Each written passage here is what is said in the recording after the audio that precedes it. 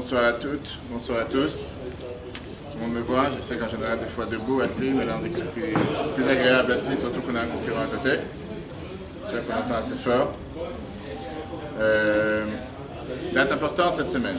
C'est vrai que dans le calendrier juif, on a énormément de dates importantes, mais cette semaine, on a plusieurs dates qui sont reliées avec le mariage. Si vous connaissez c'est quoi les dates de mariage que nous avons cette semaine? Exact. Chaïloul, c'est du la semaine prochaine. Quoi d'autre? Par rapport au mariage, est-ce qu'il y a quelque chose qui vous frappe par rapport au mariage cette semaine? On a deux dates de mariage dans le calendrier chassidique. 14 Elul? Presque. Allez-y, dites tous les jours, vous allez certainement tomber sur le bon. Pas de souci. Il n'y a pas d'interrogatoire. Mais venez à l'avant, pourquoi pas? Vous avez rapproché une chaise. Il y a deux dates. On a le date du 11 Elul et le date du 13 Elul. Le 11 Elul, c'était la date du mariage du Rabbi Rachab, le 5e Rabbi de Chabad, le père du beau-père du Rabbi. Il s'est marié cette semaine, le 11 Elul. Et le 13 Elul, c'est le jour du mariage du Rabbi précédent, du beau-père du Rabbi. Alors c'est vrai qu'en règle générale, dans le calendrier juif, on a toujours des divergences, on a toujours différentes manières de faire les choses. Par exemple, pendant le mois d'Elul, certaines communautés ont l'habitude de ne pas faire de mariage. Parce qu'ils disent que comme c'est un mois de préparation au jour redoutable, ce n'est pas l'idéal de faire des mariages dans ce mois-là. Par contre, chez Chabad, en général les Chassidim, on considère qu'au contraire, c'est un mois qui est considéré un mois de miséricorde. Et c'est un mois dans lequel, au contraire, si on peut faire des mariages, pourquoi pas. Et la preuve est qu'il y a eu plusieurs mariages qui se sont faits dans la dynastie Chabad, récemment le Rabbi Rachab, le Rabbi précédent, qui ont été faits particulièrement pendant le mois d'Elul. Si vous prenez les discours que le Rabbi a prononcés ce Shabbat, en 88, 91, 85, le Rabbi rappelle énormément le point important qu'il y a, le fait que nous sommes entre des dates tellement importantes, entre les mariages des rabbins de Chabad, et entre, comme quelqu'un mentionnait tout à l'heure, le 18 Elul, qui est le jour de la naissance du Baal Shem Tov, le jour de la naissance du Admo Hazaken. Et donc c'est sûr que ce sont des dates importantes. Et c'est pas pour rien, on va dire, que la paracha de cette semaine, c'est la paracha qui nous donne les lois, comment se marier. Comment se marier d'après la halakha. D'où on apprend comment il faut se marier. Alors je pense que je parle ici à un public où les gens sont mariés, en vue de mariage, futur mariage, ancien mariage. Et si je demande, c'est qu'en règle générale, comme a dit le Rav Shukron tout à l'heure, tous ceux qui nous regardent sur l'application, sur Torah ou en Facebook Live, pas l'habitude de parler tout seul. En règle générale, on parle toujours ensemble, on échange. Et si je demande à quelqu'un, n'importe qui veut répondre, commençons par les femmes, comment on apprend comment il faut se marier dans la Torah? Comment on se marie tout court? Comment il faut se marier? Ce soir, le thème a été donné, comment avoir une relation heureuse, comment être joyeux dans son couple. Quel est le secret du 18 Elul? Mais si je demande une question tout court, d'où on apprend comment il faut se marier? Allez-y. Avec quoi on se marie? De Yitzhak et Rivka, tu veux dire? Expliquez-moi. Jacob, quand il est allé chez Lavan travailler 14 ans. Jacob, quand il est parti chez Lavan 14 ans, et alors? Comment on apprend de là-bas comment il faut se marier? Il faut donner. Faut donner. Faut donner. C'est qui doit donner? La femme ou le mari? Ça tout dépend si vous venez d'Afrique du Nord ou de Pologne. Le mari. Allez-y, hein? Le mari. Le mari. Pas entendu, le mari. Donc vous partez du fait que le mariage veut dire donner. Mais ça, c'est ce qui est écrit dans la Torah. Je vous demande un nom dans la Torah, pas les sentiments. Après, vous me direz ce que vous avez fait dans la vie. C'est réciproque. Donner, donner et recevoir. Donner, donner, recevoir. C'est en écho. C'est qui donne et c'est qui reçoit? C'est qui donne et c'est qui reçoit? La femme, elle reçoit et l'homme, il donne. La femme, elle reçoit, l'homme, il donne. La femme, elle reçoit, l'homme, il donne. Écoutez, vous savez, on dit qu'on apprend de tout le monde. Pourquoi pas? Vous direz après qu'est-ce que la femme, elle reçoit, qu'est-ce que l'homme, il donne? Derrière? Des fois, Non, j'ai dit la femme, elle donne encore plus que l'homme. La femme, elle donne plus que l'homme. elle donne des enfants. Vous donnez des bonnes réponses, mais personne ne répond à la question. Je demandais comment on apprend dans la Torah, comment il faut se marier. Dans la Torah, encore une fois. On prend deux témoins. On prend 2 témoins et on se marie. Ok. Quelqu'un d'autre? Enfin, un chidou. C'est écrit dans la Torah? Non, Bah oui, non, c'est écrit dans la non, Torah. non. Où? On fait pas chier. On quitte son père et sa mère et on va On vers... quitte son père et sa mère et On signe une ketouba. premier mariage, matin Torah, on signe une ketouba. Quoi d'autre? Donc on se promet, on signe des lois. un Donc vous avez dit, engagement. on fait un shidur, engagement, Engagement, voilà. C'est ça. engagement, on signe une ketouba, Responsabilité. responsabilité. Hein? Un kinyan. Voilà quelqu'un qui parle déjà, qui dit quelque chose qui s'approche de la réponse. J'ai dit la réponse tout à l'heure, j'ai dit c'est la paracha de cette semaine. Ah, Donc si vous avez lu la paracha de cette semaine, c'est vous qu'on n'est pas encore C'est arrivé. Shoftim. Non, Non, c'est la ça c'était la semaine dernière. Quitter- Donc qui était Ah, Non, celui qui sort pour la guerre. Ah, c'est ceux qui partent en guerre? Voilà. Ça veut dire quoi? Quand on se marie, on va en guerre? Voilà, qui doit se marier Pourquoi pas? et reste à la maison. Ah, ça c'est autre chose, ça. Qui peut aller à la guerre et qui ne va pas à la guerre? Peut-être que quand on se marie, on va à la guerre. Non, ça c'est une autre question. Qui va à la guerre et qui ne doit pas aller à la guerre? D'accord, ça c'est vrai. Ça, C'est c'est une toutes autre ces lois, on question. les voit dans la paracha de cette semaine. Voilà. Mais avant ça, on voit une loi qui nous dit clairement comment se marier. Alors avant de commencer justement à rentrer dans le vif du sujet, rentrer avec une histoire. Très belle histoire qu'une femme, qui s'appelle Madame Posner, qui était une shlicha du Rabbi en Amérique, elle raconte comme quoi, quand elle était une jeune mariée, une jeune candidate pour se marier, elle est partie voir le Rabbi et que dans l'audience privée, que les gens avaient l'habitude de rencontrer le Rabbi 3 fois par semaine, de 9h du soir, voire des fois jusqu'à 8h du matin, elle était frappée du fait que le Rabbi lui proposait des noms de personnes qui seront, on va dire, des futurs maris pour elle, et que tous les noms que le Rabbi lui propose, c'est des noms avec des personnes avec qui elle est déjà sortie. Elle n'en a pas parlé pourtant. Et comme ça, le Rabbi dit, qu'est-ce que tu en penses si peut-être ce jeune homme serait bien pour toi? Et dans sa tête, sans que le Rabbi lui pose la question, elle s'est dit, c'est incroyable, je suis sortie avec lui il y a un mois, il y a 2 mois, et quelque chose. Elle dit, non, lui, c'est pas tel et tel problème. Il est bien, mais c'est pas pour moi. Et comme ça, le Rabbi lui sort plusieurs noms. Et tous les noms que le Rabbi lui sort, c'est des gens qu'elle a déjà rencontrés. Donc à un moment, elle se dit, qu'est-ce qui se passe? Qu'est-ce que le Rabbi veut faire passer comme message ici? Ou qu'il y a quelque chose que je ne sais pas quoi faire, ou je ne me prends pas comme il faut. Et à un certain moment, le Rabbi lui dit, qu'est-ce que tu aimes faire? Et elle dit que moi, j'aime bien lire les livres de tout ce qui est les romans. Romans d'amour, romans tout court, les livres tout court. Et là, la Rabbi l'arrête et lui dit, sache une chose dans la vie, que un mariage, c'est pas un roman. Cette histoire se trouve aussi dans les livres. D'ailleurs, plusieurs histoires qu'on va raconter ce soir se trouvent dans ce livre. Un mariage, c'est pas un roman. La Bible écrit comme quoi l'amour se construit étape par étape, pas par pas. Jour après jour, année après année, l'amour d'une jeune mariée, le jour du mariage, n'est pas la même que 5 ans après le mariage, 10 ans, voire 15 ans. Et c'est quelque chose qui se construit. Question, objection, n'hésitez pas, allez-y. Non? Ça, c'est la réponse qu'elle a bien donnée à cette jeune femme. Et elle continue dans son histoire, on peut voir sur la vidéo, si vous voulez, je vous enverrai le lien. Après, elle raconte comme quoi, finalement, ça lui a frappé. Elle était tellement touchée du fait que l'homme s'intéresse à son cas personnel, et bien sûr qu'elle s'est mariée, qu'elle a eu des enfants, etc. Mais au départ, son problème, on va dire, c'était qu'elle sortait avec tellement de personnes, et que chez chacun, elle disait qu'il est bien, mais pas pour moi. Et moi, je suis... Alors, quelle est la clé? Parachat cette semaine, on va prendre un verset du Chumash, on va prendre l'Almara. Vous l'avez chez un ami de longue date, m'a dit qu'on a affaire ici avec un public de grands érudits. Et donc, on va prendre l'Almara ensemble. Parachat cette semaine, Chumash Parachat Kitetsei, chapitre 24, verset 5. Parachat nous dit la phrase suivante, Ki yikach ish isha chadasha, quand un homme prendra une nouvelle femme. D'accord? Je traduis le texte. Vous avez cité la suite. Lo yetze batzava, il ne sortira pas dans la guerre, il ne fera pas la guerre. Velo yavar alav l'chol davar, il n'a pas le droit de commencer à faire quoi que ce soit qui se passe au sujet de l'armée, parce qu'il vient de se marier. Naki yel betoshana echat, il a le devoir d'être chez lui pendant une année, la première année de mariage, sans faire la guerre, sans s'intéresser à la guerre. Et le verset termine, Vesimach et ishto asher lakach, il devra rendre heureux, il devra réjouir la femme, je traduis mot par mot parce qu'on verra qu'il y a des autres traductions, la femme qu'il a prise. Ça, c'est le texte. Maintenant, moi, je vous demande une question. Qu'est-ce que ça veut dire quand quelqu'un prendra une femme? Quand un homme prendra une femme, qu'est-ce que ça veut dire prendra une femme? Est-ce que ça, c'est une manière de parler?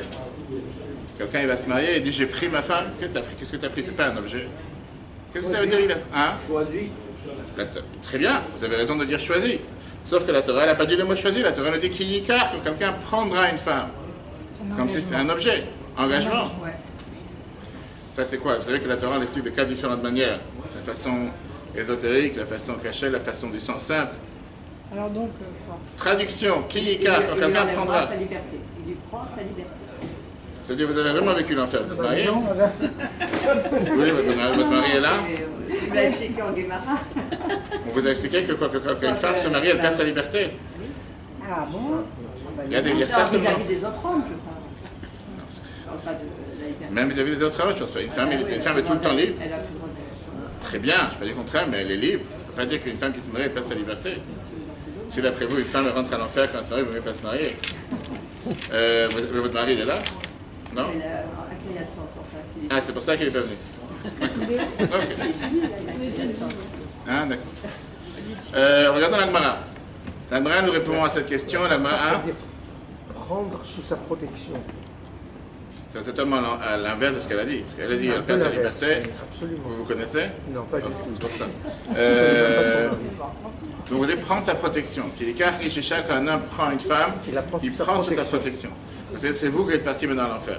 Maintenant vous avez pris une femme, vous n'avez plus de liberté. Ça, je sais, oui. D'accord. Regardons l'Agmara. L'Agmara nous pose la question suivante à Ishan. L'Agmara, début de l'Agmara Kiddushin, celui qui a pris l'Agmara Kiddushin, l'Agmara qui nous parle de mariage.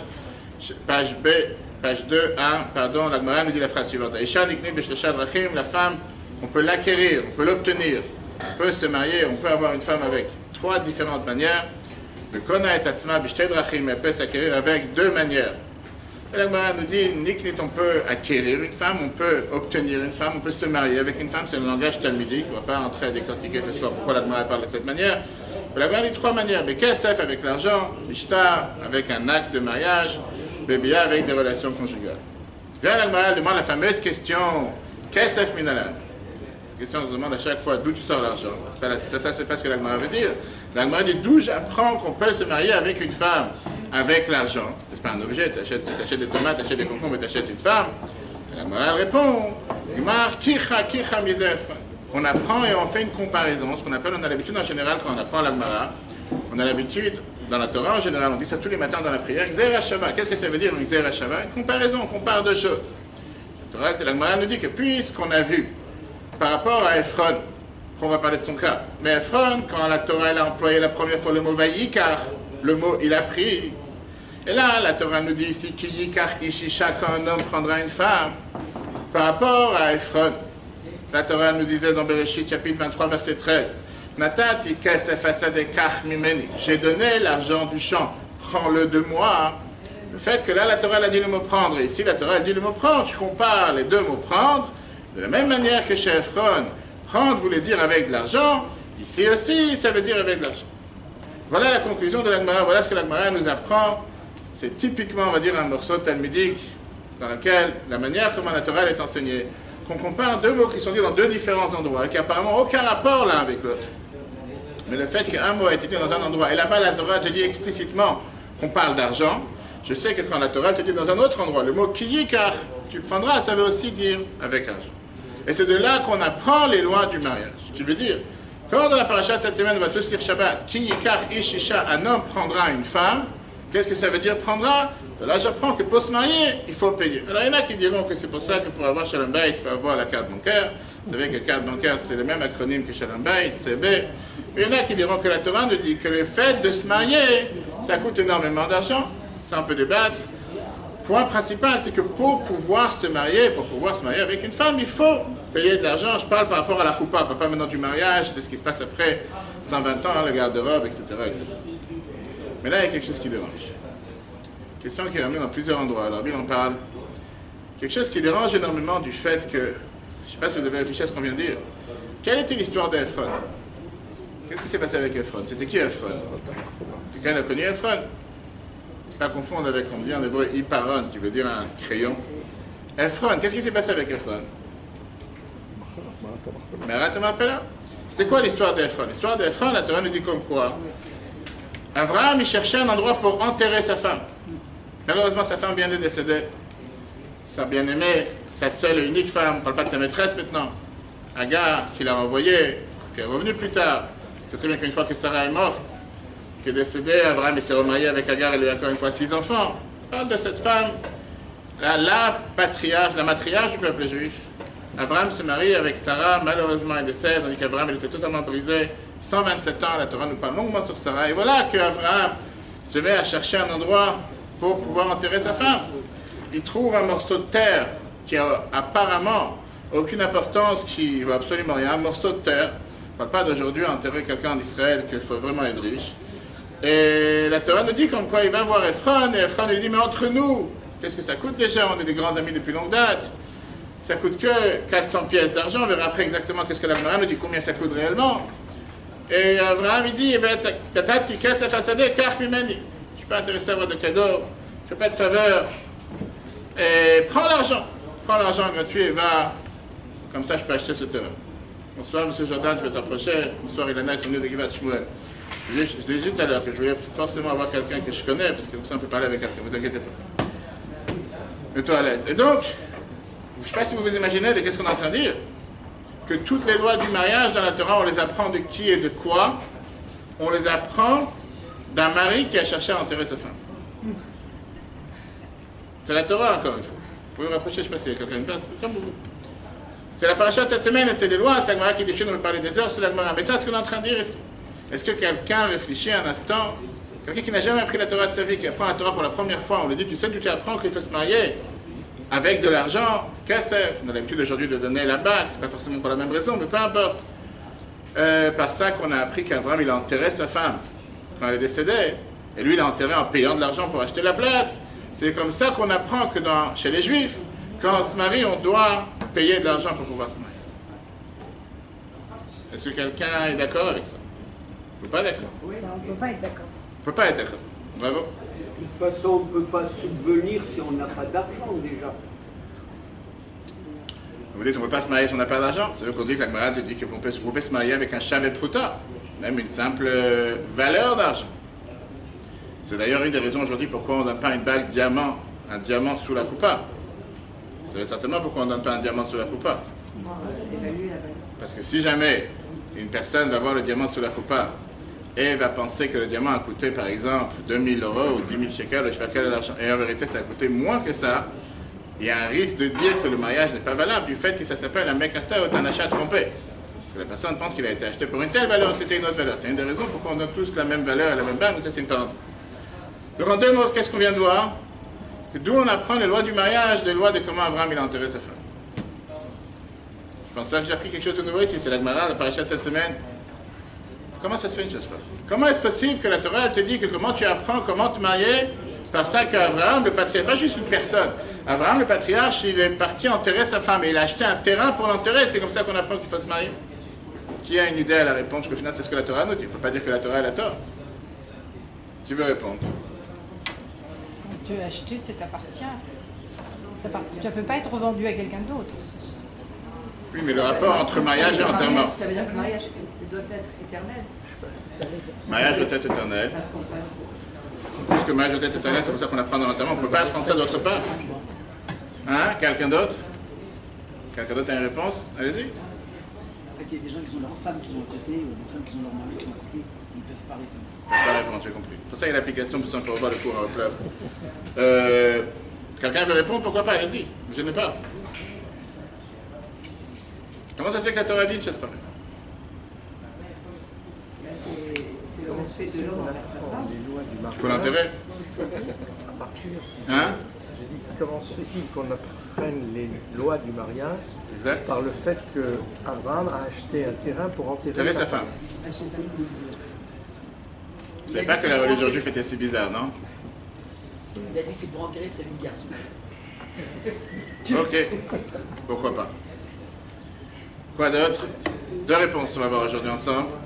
On va avoir une réponse simple, une réponse qui est très intéressante, et après on va voir une réponse beaucoup plus profonde. Vous savez, comme on l'a dit tout à l'heure, on est à une semaine de Chai Elul, une semaine des 18 Elul, on va voir une révolution planétaire que la Chassidut a fait. On verra ça avec un discours justement que Rabbi a prononcé lors de la skir de sa mère, le Vav Tishri, le 6 Tishri 1970. Un discours riche qu'on peut apprendre des heures et des heures. J'ai pris le texte, on va le livre ici, pour vous dire les mots exacts que Rabbi a dit. C'est tellement riche et ça nous apprend justement comment se préparer à Rosh Hashanah et Kippour. Et le pauvre n'est pas notre. Je peux me permettre de répondre à cette question? Oui. Pourquoi vous n'êtes pas avec tout le monde? La paracha de Chai Sarah, Oui. elle s'appelle la vie de Sarah. Pas la 100%. réponse. C'est déjà une réponse. La seconde, c'est que le roi Salomon il dit Ayelotim lamut, la metim lichiot. D'accord. C'est dans l'histoire de Kélet, en tout cas, il explique comme là.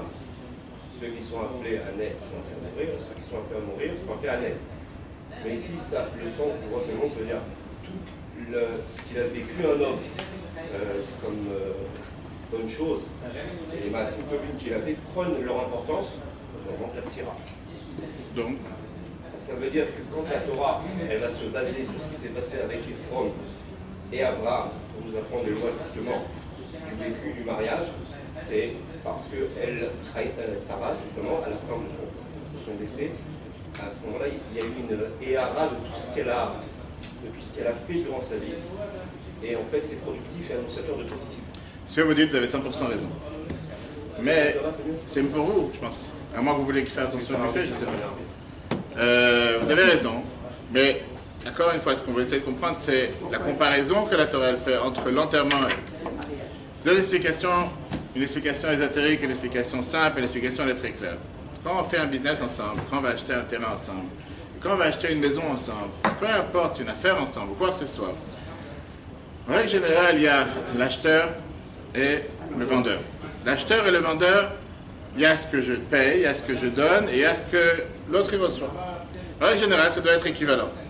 Et je suis prêt à donner tant d'argent pour acheter une maison sur Netanya. Je suis arrivé, la première fois que je viens sur Netanya, j'ai vu tellement de sorties sur l'autoroute, je me suis dit, c'est une ville sans fin, on va savoir, c'est tellement grand. Et des nouvelles tours d'un côté et de l'autre. Quelqu'un, il achète, il sait ce qu'il achète, il sait ce qu'il reçoit. Et en règle générale, la Torah, elle ne parle pas forcément de transactions financières. On ne voit pas presque pas. Dans la Torah, une des uniques fois que la Torah nous parle de transactions financières, c'est ici. Dans lequel la Torah nous dit comme quoi il y avait ici, d'un côté, Abraham, qui a acheté Marat et Machpelah pour 400 shekels, 400 pièces d'argent, la Torah nous dit. Si vous voulez voir, dans le Gemara Baba Metzia, page 87a, nous dit que la somme, c'était une somme tellement grande, ça coûtait à l'époque 1 million de shekels. Pour celui qui est parti à Marat et Machpelah, pas les bâtiments qui étaient construits par les Palestiniens ou les Arabes, mais Marat et Machpelah tout court, c'était un endroit qui fait 2 mètres de long sur 1 mètre de large, 1 million de shekels à l'époque. C'était une fortune. Ephron rentre à la maison le soir, il était pas seulement joyeux, il a fait l'affaire du siècle. Imaginez-nous à l'instant comment Ephron il est parti le soir à la maison, il va voir sa femme et il dit à sa femme, j'arrête de travailler, je prends ma retraite aujourd'hui. J'ai fait une tellement grande somme d'argent pour un terrain qui vaut absolument rien, un morceau de terre, qui n'a aucune valeur. Il est devenu riche. Il fait, maintenant je prends ma retraite, je suis riche pour moi, mes enfants, mes petits-enfants éternellement. J'ai fait l'affaire du siècle. Il était tout content de ce qu'il vient de faire, même si à l'intérieur de lui-même, il savait qu'il a vendu vraiment quelque chose qui vaut absolument rien. Il aurait pu même le donner gratuitement, et il était prêt de le donner gratuitement. Bien Abraham, qu'est-ce qui se passe avec l'acheteur? Abraham il rentre chez Sarah, qui est décédée. C'est très bien que dans la vie, on a, dans la Torah, la vie après la vie. Et il rentre le soir chez lui, et il dit comme quoi, je suis sûr que j'ai fait les meilleures affaires du siècle. Pourquoi? Parce qu'Abraham il est au courant que c'est la cave des patriarches où se trouvaient Adam et Chava, Adam et Ève, deux personnes qui ont été confectionnées, qui ont été créées directement par Dieu. Il se dit que ce n'est pas seulement des personnes qui ont été créées par Dieu, on parle ici de cet endroit qui est à Hebron. Dans la Torah, on dit que c'est aussi l'endroit que Dieu est en contact directement avec cet endroit de prière. Je suis sûr que c'est le meilleur endroit que j'ai pu trouver pour ma femme. Il n'y a pas un endroit mieux sur terre. C'est quelque chose que même si j'ai donné pour ça 400 pièces d'argent, c'est rien par rapport à la valeur du terrain. C'est un terrain qu'on peut trouver nulle part ailleurs dans le monde. Et Abraham, il est énormément heureux du fait qu'il a fait aussi l'affaire du siècle. Pourquoi la Torah nous dit Kicha, Kicha Misde Ephron? Pourquoi la Torah nous dit qu'on apprend le mot prendre et prendre? Prendre du mariage et prendre du Ephron. La Torah vient te dire l'attitude qu'on doit avoir en tant qu'un marié, une mariée, un Khatan Kala, un jeune marié, une nouvelle mariée, c'est le sentiment qu'ils ont eu à Abraham et Ephron dans la Torah. Qui veut dire, si un mari rentre chez lui à la maison le soir après le mariage et il dit, regarde, j'ai reçu la femme la meilleure du monde, j'ai reçu la femme la plus belle du monde, j'ai reçu une femme, je me suis marié avec une femme qui n'a pas mieux qu'elle sur la planète, il n'y a pas mieux que cette femme, j'ai reçu un diamant parmi tous les diamants qui existent sur la planète. Et je suis tellement heureux que je ne me rends même pas compte que j'ai payé que 400 pièces, ou l'effort que j'ai pu faire pour obtenir ce diamant que j'ai pu avoir sur terre. Alors que, par rapport à comment moi je me connais, j'aurais dû recevoir beaucoup moins. Et de l'autre côté, la femme dit exactement la même chose. Elle rentre à la maison le soir et elle se dit, j'ai fait l'affaire du siècle. J'ai trouvé un mari qui n'a pas comme lui sur toute la planète. Alors que je connais mes valeurs, je connais mes défauts, je connais mes qualités, je vois que je méritais beaucoup moins que ça. Et néanmoins, j'ai eu la chance de recevoir le mari du siècle. Si ça, c'est le sentiment que le mari et la femme, ils ont le jour du mariage éternellement, on est garanti que le mariage est le soir de Marout. Si jamais le soir du mariage, le mari rentre à la maison et il dit, tu ne te rends même pas compte avec qui tu t'es marié. Toi, si ça aurait tenu qu'à toi, tu aurais trouvé quelqu'un peut-être qui, je sais pas, qui dort dans la rue, qui a quelques qualités, quelqu'un comme moi, tu n'aurais jamais trouvé. Le fait que tu as trouvé quelqu'un comme moi, comme quelqu'un l'a dit tout à l'heure, tu es devenu ma servante, tu es devenu mon esclave à vie. Parce que toi, en tant que toi, tu ne mérites pas. Pareil, si la femme elle pense de cette manière, on est garanti qu'on parle ici d'enterrement et pas de mariage. Ça, c'est la première explication. Première explication qui va nous montrer la différence d'un proche. Est-ce qu'un mari et une femme, ils ont l'approche? Ce n'est pas une approche qu'on a juste le soir du mariage, une approche qu'on a pendant toute la vie. Est-ce que je remercie le bon Dieu tous les jours pour la perle que j'ai reçue? Ou bien je remercie le bon Dieu du fait qu'il a sauvé une personne qui n'a pas où dormir la nuit, et que grâce à moi, je l'ai sauvée qu'elle n'est plus dans une situation critique ou une situation malheureuse, et que maintenant elle m'est redevable toute la vie, parce que sans moi, elle aurait été, elle va savoir qu'est-ce qu'elle aurait pu être. Je ne sais pas si vous avez appris une fois, je pense que vous devez voir ici, il y a des lettres du Rabbi qui ont été imprimées il y a une dizaine d'années, 15 d'années environ de lettres, tout un volume de lettres du Rabbi précédent à sa fille, à Rabbinit Chaim Bushka, et au mari, qui était le futur mari de Rabbi. C'est incroyable. Je parle beaucoup avec les couples, avec des jeunes couples, comme quoi, à des dizaines de reprises, le Rabbi ne mentionne pas, le Rabbi précédent ne mentionne pas à son futur gendre qui est sa future femme, il appelle avec un mot.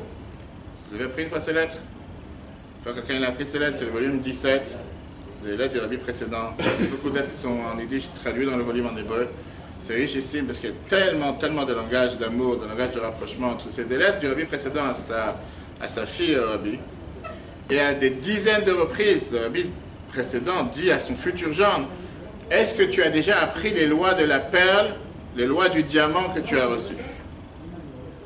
Maintenant, c'est vrai que quelqu'un comme nous qui apprend ça, il ne sait pas de quoi on parle. Mais plus on avance dans les lettres, et plus on voit qu'il dit, j'ai étudié les lois de la perle, c'est une perle que tu as reçue. Et à fur et à mesure, on développe dans les lettres, que c'était avant le mariage, qui fait allusion à sa fille. Mais en parlant en Rabbi, c'est une perle, c'est un diamant, margalite en hébreu. Regardez là, il y a le volume ici, après je vous montre. Des dizaines de lettres dans lesquelles le Rabbi précédent fait, si on ne peut pas dire prendre conscience, mais dire au Rabbi comme quoi tu as reçu une perle, pas parce que c'est sa fille, encore une fois, on n'est pas là pour parler à la place du Rabbi, mais parce que c'était la rabbinite, et on parle ici encore avant le mariage, des années avant. C'est vrai que le Rabbi s'est marié en 1929, ils sont fiancés en 1923, il y avait 6 ans entre le mariage et le fiançailles, pour beaucoup de raisons. C'est pas comme les gens aujourd'hui qu'on rencontre parfois des jeunes couples qui se connaissent pendant 4-5 ans, et après disent finalement, quand je demande, je sais pas longtemps, j'ai un couple qui est venu me voir à Betravad, et qui me dit, j'ai dit, quand est-ce que tu vas te marier? Il me fait fin 2022. Je sais pourquoi pas 2025, tu dois attendre comme ça jusqu'à toi. Les gens aujourd'hui, non, il faut que je mette de l'argent de côté, il faut se préparer. Alors qu'on sait très bien que le Rabbi était contre, mais ça c'est un autre sujet. Donc ça c'est le point numéro 1, première réponse. Deuxième réponse, c'est une réponse beaucoup plus profonde qu'on va voir juste après. Mais avant ça, je voulais qu'on voit d'abord la fin du verset. La fin du verset qu'on a vu tout à l'heure, c'était « Vesimach et ishto », il doit réjouir sa femme. Qu'est-ce qu'on comprend par le mot « il doit réjouir sa femme » ? Quand je traduis le mot, comme on dit, comme la Torah nous dit, « Vesimach et ishto », traduction, il réjouira et sa ishto, sa femme. On va voir 2 explications dans le Targum. Vous savez qu'il y a le Targum Onkelos et le Targum Yonatan ben Uziel, traduction araméenne du Chumash, et ils sont apparemment à l'opposé l'un avec l'autre. Et Rashi prend la défense d'un. D'abord le texte. Chapitre 25, on a vu tout à l'heure. Chapitre 24, verset 5, Vesimach et ishto asher lakach. Vient Rashi. Et Rashi nous dit, qu'est-ce que ça veut dire Vesimach et ishto? Il devra réjouir sa femme. Je vous lis le Rashi. Et Rashi dit comme ça, Yesamach et ishto. Rashi pense qu'on ne comprend pas l'hébreu, on vient de faire Aliyah, on n'a pas encore appris l'hébreu. Rashi dit, qu'est-ce que ça veut dire Vesimach et ishto? Qu'est-ce que ça veut dire devra réjouir sa femme? Vesamach et ishto, il devra réjouir sa femme. Je sais, pas besoin de le dire. C'est ce que Rashi dit. Et Rashi continue au Vetargumo. Quelle est la traduction? En disant, la traduction du Targum Onkelos, que Onkelos nous dit, Veyachde yat itete, en araméen, qui veut dire, il réjouira sa femme. Maintenant, Rashi ne se suffit pas avec ça. Ça fait déjà 2 fois qu'il répète la même chose. Il continue encore une fois. Ve'ametargem, celui qui vient traduire, Veyachde im itete, celui qui traduit, il se réjouira avec sa femme. Toré, où il fait une erreur. Pourquoi? She'en zetarum shel vesimach, c'est pas ça la traduction du mot vesimach, il devra réjouir sa femme. Elle avait samach. Quand tu dis, il se réjouira avec sa femme, il aurait dû dire, vesamach et ishto. Il va se réjouir avec sa femme. Quand on dit le mot vesimach, qui veut dire il réjouira sa femme, pas qu'il se réjouira avec sa femme. Ça c'est Rashi, cher ami de France. L'ami qui demande la question, il y a quelque chose qui ne va pas ici. D'abord, c'est rare de voir que Rashi dit que celui qui traduit différemment, il se trompe. Non, c'est pas moi ou n'importe qui traduit. On parle ici de Targum Yonatan ben Uziel. C'est pas juste quelqu'un d'autre qui traduit. On peut dire il a fait une bêtise, il connaît pas, il n'a pas appris le diduk, il n'a pas appris la grammaire, il ne sait pas exactement de quoi il parle.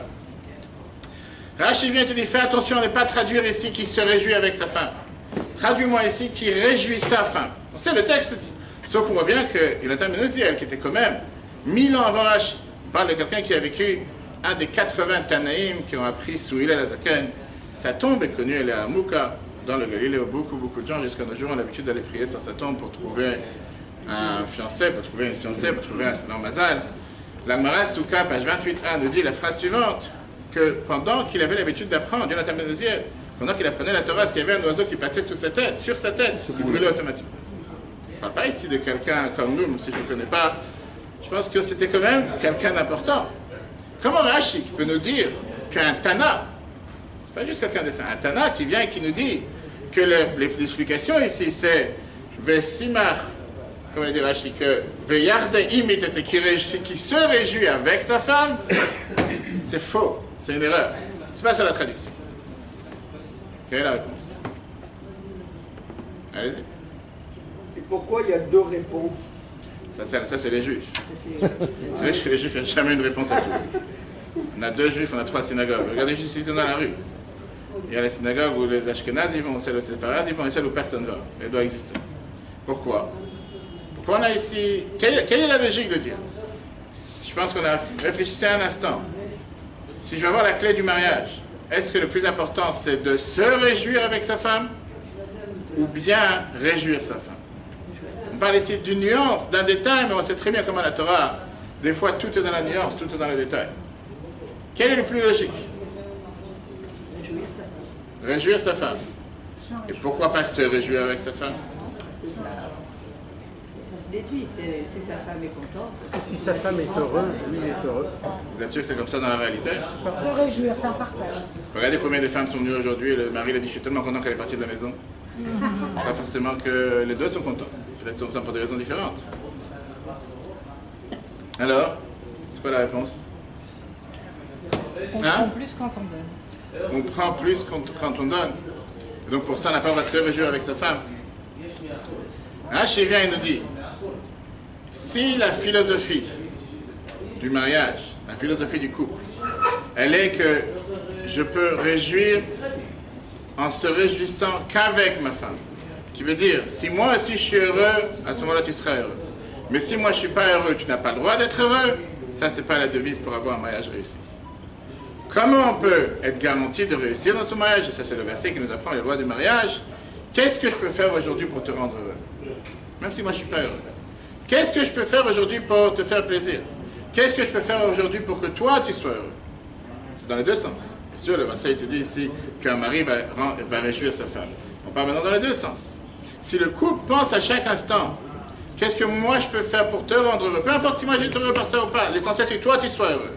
Et pareil, le contraire, c'est un couple qui va se tenir. Si le couple pense à chaque fois, je suis d'accord que tu sois heureux, à condition que moi aussi je suis heureux, en 2 mots, comme certains diront, c'est chacun est de retrouver son compte, à ce moment-là, on va savoir si c'est un mariage qui va tenir. Parce que ça veut dire quoi? Que si moi je ne suis pas heureux, tu n'as pas le droit d'être heureux. Je sais pourquoi. Vous savez écrire une chose pareille. Rappelez-moi après, quand on sera pas en live, je vais vous montrer une histoire d'aujourd'hui. Quelqu'un m'a appelé tout à l'heure avec une question. Ça, c'est la première explication. Passons à la deuxième explication qui a été donnée par l'Admour Hazaken. L'Admour Hazaken nous a donné cette explication, je ne sais pas si vous savez, pendant les 7 jours de mariage, les 7 jours de Sheva Brachot, on a l'habitude en général, le rabbi a demandé plusieurs fois, plusieurs khatanim avaient dit l'habitude de lire des histoires dans un petit volume, un petit brochure qui s'appelle Sipurim Noraim, de Rabbi Yaakov Kadaner, puisqu'on dit que pendant les Sheva Brachot, le khatan, il n'a pas forcément la tête à apprendre, il n'a pas forcément la tête à approfondir dans la Torah, à lire des histoires intéressantes. Et cette histoire est ramenée là-bas dans ce livre du Admo Azaken. L'Admo Azaken, comme on l'a dit tout à l'heure, que cette semaine, si Dieu veut, la semaine prochaine, pardon, on est à une semaine de Chai Elul, 274e anniversaire de la naissance du Admo Azaken, l'auteur de Chabad. Qui peut s'imaginer un instant le monde sans la Chassidut Chabad, 18 Elul 1745, jour de la naissance du Admo Azaken. L'Admo Azaken vient de donner une explication merveilleuse sur cette question qu'on a eue tout à l'heure par rapport à Kicha Misdeh Ephron. Pourquoi on a comparé les lois du mariage par rapport aux lois de comment Abraham il a enterré sa femme. L'Admo Azaken il vient de dire la chose suivante. Chaque loi dans la Torah, il y a le sens simple, qu'on a vu, on a appris le sens simple, mais il y a surtout le sens profond. Le sens, qu'est-ce qui se cache derrière? Qu'est-ce que ça veut dire l'argent? Comment on dit l'argent en hébreu? Kesef. Qui se fume. Ça fume, vous voulez dire? Non, non. Hein? Qui se fume, Qui se fume, on y arrive. Parce qu'à part le mot kesef qui veut dire argent, c'est que chaque mot en hébreu a plusieurs sens. Et il y a un autre sens au mot kesef. Bien de mentionner, monsieur le rabbin, comment vous dites? Qui se fume. Nirsof, nirsafti. Qu'est-ce que ça veut dire? Le mot kesef, notre traduction, ça peut être l'amour, l'affection, la passion. Et c'est ce qu'on dit à chaque fois dans la prière. Nirsof, nirsafti. J'ai voulu, j'ai été passionné, j'ai langui, j'ai cet amour. Pas forcément d'argent. Viens la Gemara, demande la question, l'Admo Azaken explique sur ce verset, Kesef minalan. D'où on est capable d'aimer Dieu? Parce qu'on parle maintenant dans l'explication chassidique.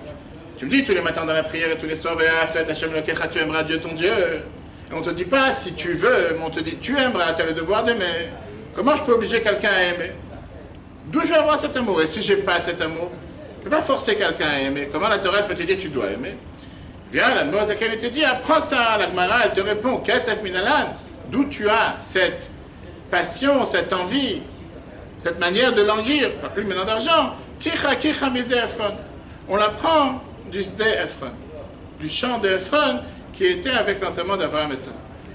L'Admo Azaken continue, quel rapport? Qu'est-ce qu'on peut apprendre du chant de Ephron?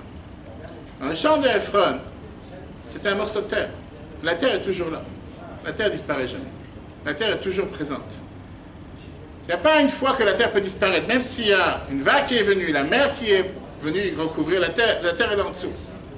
Tremblement de terre, la terre est là en dessous. Il n'y a pas un endroit où la terre disparaît. La terre est toujours présente.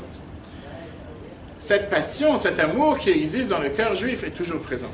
Ça n'existe pas un instant chez n'importe quel juif. Rappelez-vous, à la fin, on va finir avec une histoire merveilleuse dans laquelle Rabbi a pris un juif qui habitait ici en Israël, qui était gauchiste, laïque, anti-juif, anti-religion, les phrases que Rabbi a exprimées sur ce juif par rapport aux élections. Ça n'existe pas un juif où il n'a pas cette passion, qui n'a pas cet amour, qui n'a pas cette soif, qui n'a pas cette envie de vouloir se rapprocher de Dieu. Chaque juif, il a une chose pareille. Parfois, c'est vrai que sur cette passion, sur cette envie, comme un charbon avec des braises, on ne voit pas le feu. Le feu, il n'est pas présent. Mais le feu existe. La preuve est que dès qu'il y a un peu de vent, dès qu'il y a un peu de souffle, tout d'un coup, ça commence à remonter. Les flammes commencent à remonter, surtout les Israéliens qui ont l'habitude de faire ce qu'on appelle des mangals. Ils font des grillades, ils ont l'habitude de souffler. On sait que le feu remonte encore une fois. L'Admo Azaken te dit, c'est exactement la même chose avec notre lien avec Dieu. Arrive le mois de Elul, on se dit, va savoir qu'est-ce qui va nous tomber sur la tête. Va savoir à quelle sauce on va être mangé l'année prochaine. Va savoir combien de bêtises on a pu faire cette année. Va savoir combien d'erreurs on a pu faire cette année. Et qui dit que la nouvelle année, on aura, comme on souhaite chacun, une Shana Tova, une bonne et douce année. Va savoir, là, cette année, on sait qu'on n'a pas fait les choses tellement comme on aurait dû faire. Peut-être que l'année qui arrive va être une année catastrophique. L'Admo Azaken nous rassure en disant, tu sais quoi? Kicha Misdeh Ephron. D'où vient cette kesef, d'où vient cette passion, d'où vient cette envie, d'où vient cet amour d'un juif envers Dieu? Elle existe. Il ne va pas la chercher trop loin. Elle existe d'office, de nature, parce qu'il est juif, automatiquement il a cette passion envers Dieu. Ah, parfois elle est cachée. On va faire un peu de vent. Et c'est ce qu'on est en train de faire en ce moment avec le chauffard, les 3 psaumes. Et automatiquement cette passion va remonter. Exactement le même point avec le couple. Combien de fois quelqu'un s'est dit, j'ai plus cette passion, j'ai plus cet amour envers ma femme, envers mon mari, comme j'avais le jour du mariage. La réponse, elle ne pense pas un instant que cette passion, cet amour a disparu. Toujours présente. Kicha Misdeh Ephron, on apprend ça du chant d'Ephron. Parfois, elle n'est pas à la surface, parfois elle est cachée, mais en réalité, elle est toujours présente. Il faut parfois agir et faire un acte qui va montrer comme quoi cet amour existe, et automatiquement, elle va se monter à la surface. Question? On est passé au deuxième point. Ça, c'est la réponse par rapport à ce qu'on vient de voir. Kicha, Misdafon. Hein? Question? Non, j'ai dit qu'elle existe toujours. Ma femme, j'ai dit qu'elle existe toujours. Votre femme existe toujours. Ok. Pourquoi pas? Comme l'a dit tout à l'heure, quelqu'un a posé une question, allez-y. Non? Donc on a dit tout à l'heure, c'est exactement le même point, et c'est ce qu'on va tout de suite voir avec la tchouva. Comme j'ai dit, c'est vrai qu'on a deux courants. Il y a un courant dans le peuple juif qu'on appelle les Litaïm, qui ont l'habitude de ne pas se marier pendant le mois d'Elul. Parce qu'ils disent que le mois d'Elul, c'est le mois, on va savoir ce qui peut nous tomber sur la tête. C'est un mois rigoureux. C'est un mois qu'on se rapproche des jours de jugement, c'est un mois dans lequel on n'a pas le droit de faire de mariage. Alors qu'on sait très bien que chez Chabad, et dans la Chassidut en général, on te dit que c'est Chodesh HaRachamim VeHaSlichot. Qu'est-ce que ça veut dire Chodesh HaRachamim VeHaSlichot? Le jour de miséricorde, le jour des pardons. Les seuls fous sur terre, les seuls fous sur terre qui chantent en se confessant, c'est le peuple juif. Je ne sais pas si vous avez vu une fois une personne qui vient chez un prêtre se confesser, en général, il n'est pas en train de chanter en l'air. Tous les Sfaradim qu'on connaît sur terre, et même chez Chabad, tout le monde sait la fameuse chanson Chatanu Tzoreinu. Chatanu Lef. Qui ne connaît pas cette chanson? Vous connaissez cette chanson? Qu'est-ce que ça veut dire cette chanson? Nous avons péché devant toi. Quel fou sur terre vient en train devant le roi ou devient au tribunal en train de chanter et danser Chatanu Lefanecha? Et plus quelqu'un chante fort, plus et dans les slichot, et le soir de Kippour, et le lendemain de Kippour. Il faut être vraiment ou quelqu'un qui n'a pas pris ses cachets le matin, ou quelqu'un qui s'est enfui de l'hôpital psychiatrique. Chez Chabad, c'est exactement la même chose. Avant de chanter, avant de faire les tachanonim, les supplications, on chante avant un Shalom Bergan, on a toute une chanson. Ça veut dire une chose pareille. Depuis qu'on chante en se confessant, on a fauté, on a volé, on a fait du mal, on est tous heureux de le dire, on le dit à voix haute en plus. C'est vrai qu'on doit comprendre ce qu'on dit, mais je dis, arrive le moment des slichot. Le concept de la tchouva, qui est malheureusement mal traduit, ne peut pas dire repentir. Tchouva veut dire la traduction revenir, le retour, qui est plutôt une introspection, qui est plutôt pas seulement revenir, qui est de changer. Tout à l'heure, en sortant, à la sortie de Netanya, j'ai fait une erreur. J'étais au téléphone avec quelqu'un, sur haut-parleur. J'ai raté une sortie. Après, il fallait faire encore 3,5 km pour revenir de l'autre côté, par chez l'Est. C'était écrit sortir à droite, et il y avait deux sorties. Je ne connaissais pas la deuxième sortie. Il fallait faire tout un deuxième demi-tour, ce qu'on appelle. Et c'est vrai que la tchouva est énorme par rapport à la Torah, par rapport à la religion juive, par rapport à cette force que Dieu a donnée à chacun d'entre nous, au mois de Loul, d'être capable d'avoir ce concept de pouvoir, en un mois, effacer toute une année. Pourquoi et comment ça marche? Vous avez le cours sur l'application de la semaine dernière. Comme un mois répare une année, vous pouvez télécharger après e-Torah, vous allez la voir. Mais aujourd'hui, on va voir un morceau de Gemara, encore une fois très riche. La fin de la Gemara Yoma. La Gemara Yoma, c'est la Gemara qui parle de Kippour, la loi de Kippour, etc. Qui nous dit apparemment une phrase des plus bizarres sur terre. Le Rabbi en a parlé juste avant Kippour en 1970. Le site Ishrit Tafshenamed 1970, 1969 exactement. 5730, avec une base fondamentale de comment aborder cette période, comment se préparer à Rosh Hashanah Kippour, comment faire tchouva avec joie et avec enthousiasme. Amar Rabbi Akiva nous dit la phrase suivante. Vous savez que Rabbi Akiva était quand même quelqu'un, un fils de converti. Akiva ben Yosef, son père était converti. Akiva était un ignorant total pendant 40 ans. Akiva est quelqu'un qui a vécu 120 ans. Akiva est quelqu'un qui a commencé. Il était au pôle emploi de 0 à 80. À 80 ans, il a commencé à recevoir un salaire. À 80 ans, il a commencé à travailler. Ça, c'est pour tous les retraités français qui, à 50 ans, ils cherchent à aller à la retraite. À 80 ans, il a reçu son travail. Premier travail qu'il a eu. Alors, Rabbi Akiva nous dit la phrase suivante. Ashrechem Israël, heureux vous êtes, le peuple juif. Qu'est-ce que c'est merveilleux, ce peuple? Je dis la phrase, et puis on va voir pourquoi il parle de cette manière. L'ifnemi atem et ta'arim, devant qui vous vous purifiez. Umim et ta'aretrem, qui c'est qui vous purifie? Avichem shebashamayim, fameuse chanson, tout le monde connaît beaucoup de chansons sur cette phrase. C'est votre Père qui est dans le ciel, c'est Sheneemar, comme c'est écrit. Vezarakti alechem maim teorim utartem. Vous serez, je vais jeter sur vous de l'eau pure et vous allez vous être purifiés. Omer, il ramène de Yirmiyahu, Jérémie, verset 17. Mikve Israël Hashem. Rapport avec le mikve. Ma mikve metaher et atmim. De la même manière qu'un mikve peut purifier les gens impurs, pareil, Afakadosh Baruch Hu metaher et Israël. Pareil, Dieu vient purifier le peuple juif. Rabbi Akiva, 1500 ans après la révélation du Mont Sinaï, Matan Torah, il vient faire ce qu'on appelle découvrir l'Amérique. Il vient nous faire savoir quelque chose qu'on n'était pas au courant jusqu'à présent. Et il vient en plus avec des phrases en te disant, tu sais quoi, Ashkachem Israël, qu'est-ce que c'est merveilleux de vous avoir, qu'est-ce que c'est merveilleux le peuple juif, vous vous rendez compte, Dieu il vient, il peut vous purifier, et c'est qui vous purifie, c'est Dieu, et on compare ça avec un mikvé, etc., etc. Tout d'abord, c'est pas Rabbi Akiva qui l'a inventé. Ça existe depuis le début des temps, depuis Abraham. C'est la base fondamentale du judaïsme. On peut réparer, on peut corriger. C'est pas seulement une base fondamentale, on a vu déjà avec Moshe et avec le Vaudor. Comme quoi Moshe, il est parti prier. Le fait même qu'on se retrouve ensemble le jour de Kippour, troisième fois 40 jours, les 3 périodes de 40 jours. Pourquoi on se retrouve le jour de Kippour? Vous savez pourquoi 40 jours d'abord? C'est pourquoi on a les 40 jours de Slichot. On est au courant pourquoi on a 40 jours. Pas seulement Abaïm Sarah, c'est un... Rappelez-moi à la fin, si je n'ai pas dit, j'ai... 3 fois 40 jours, le 3e fois 40e jour qu'il est parti depuis le de Chalou à Kippour pour demander à Dieu de pardonner les fautes du Vaudor. Et finalement, Dieu l'a pardonné, il reçoit le 2e tablette de la loi le jour de Kippour. Eh bien, qui va, il vient 1500 ans plus tard, il dit, tiens, je te fais savoir que Dieu pardonne. À la rigueur, je pouvais lui dire, c'est que tu m'as rien appris.